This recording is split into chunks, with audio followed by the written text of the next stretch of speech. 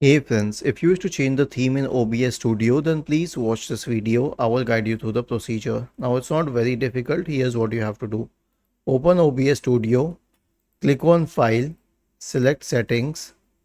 Okay, or alternatively just click on Settings here and then go to the Appearance tab. Okay, you will find the theme section here. You can change the theme to something else. The default theme is Yummy, and you can change the default style to something else as well. You can make it light. You can make it this one Acrai. See what it is. You can make it classic, which is the original one, which is half black and half gray. You can make it the default one, which is kind of black with a tinge of darkest gray shade here. Then gray obviously, but I don't like it.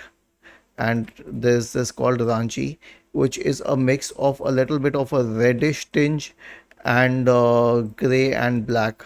So you can check any one. Acrai is my favorite, but you can choose according to your requirements and then click on apply and then on OK.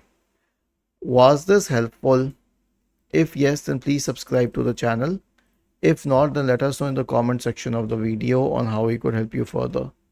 Thank you for watching this video and have a nice day.